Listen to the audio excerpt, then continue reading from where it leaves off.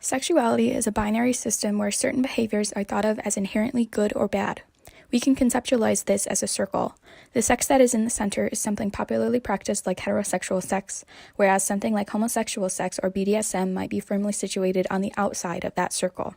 The center is known as Rubin's charmed circle, while the outer circle is known as the outer limits. These are a few ideas that help us understand what might be on the inside or outside. Sex negativity refers to society's view of sex as a whole. Scary, bad, and out of line, unless performed in the right ways, like within the context of a monogamous marriage. This negativity keeps us within rigid patterns of sexual behavior that allow for little variation in popular thought. This results in a profound lack of variation among sexual practice and a view of sex outside the norm as quite literally dangerous. The hierarchical evaluation of sex acts is another way to describe that circle we talked about earlier. Hetero marriage sits safely at the top while other sex acts are at the bottom of that hierarchy.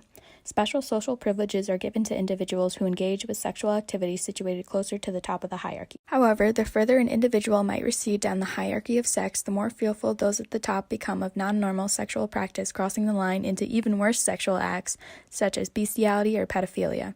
This is referred to as the domino theory of sexual peril. In light of the amount of attention we have given to sex, especially in a negative view, we ironically seem to spend even more time focusing on it. In this fallacy of misplaced scale, sex has risen to a bigger importance in our culture, and it is especially important and bad if there is some sort of sexual deviance.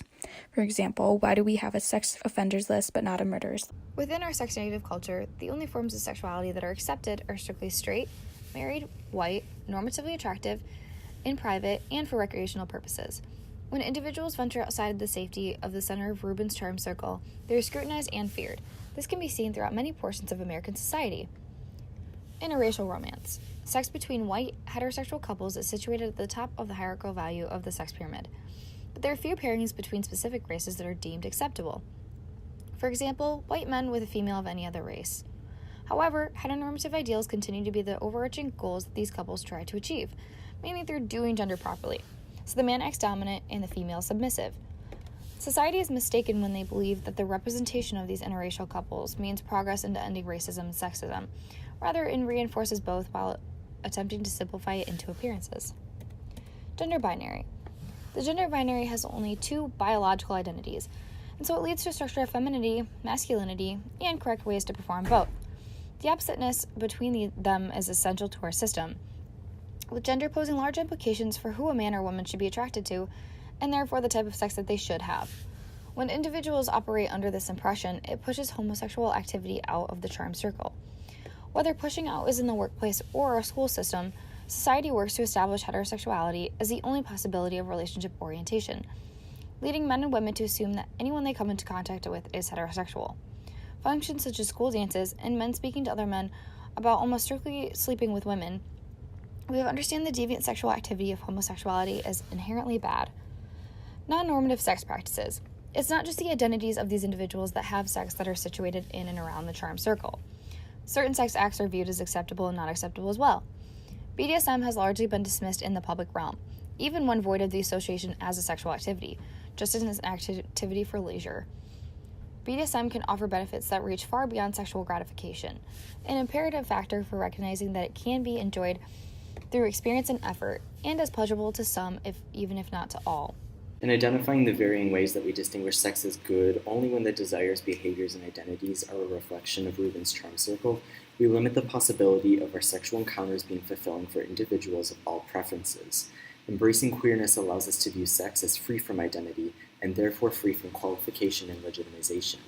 Queer theory is the area of social thought that seeks to remove the binaries within our world that work to dominate one group over another, men over women, whites over people of color, the inner charm circle versus the outer limits, etc. Michael Foucault, an original and prominent queer theorist, discusses ideas surrounding power. He suggests that an identity in opposition with the dominant, which can mean the popular or in social power, is in itself an act of power.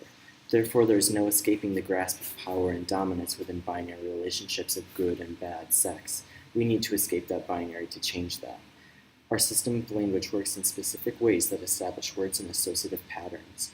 As soon as science attempted to distinguish homosexual from heterosexual sex, this acts to essence phenomenon began to mark individuals having same-sex sex as different and therefore inherently bad. Before we differentiated the two, there existed a simple force of sex. It is our argument that only after we bring down the barrier between distinguishing types of sex will we realize an all-inclusive sex-positive culture. When we replace certain behaviors, desires, or identities surrounding sex for the whole of a person in this acts to essence phenomenon, we tend to pity their existence as something inherently bad. This calls us to question the ways in which the reality of being gay has carried the associative qualities of depression, damage, injury, and suicide. Free of the language that restricts us into categories, we may be free of the pitying that occurs of those who practice sexual practice outside the charmed circle. Language carries such associative patterns that some individuals would form paradoxes in their behavior and identity patterns. This can be seen within homosexual male hookup culture and men seeking same-sex sexual encounters, yet holding on to the identity heterosexual. In dismantling the binary of sexual orientation, individuals are more free to participate in the sexual activities that give them fulfillment rather than worrying about the type of person the sex that they have makes them.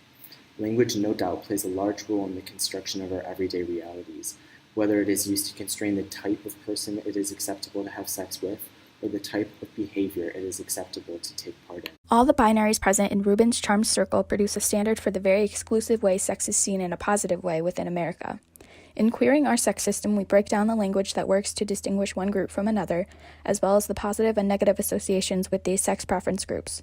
In doing so, we allow for individuals to explore the desires they may have without the consequence of experiencing social scrutiny, all while empowering them through expression of their truest sexual selves.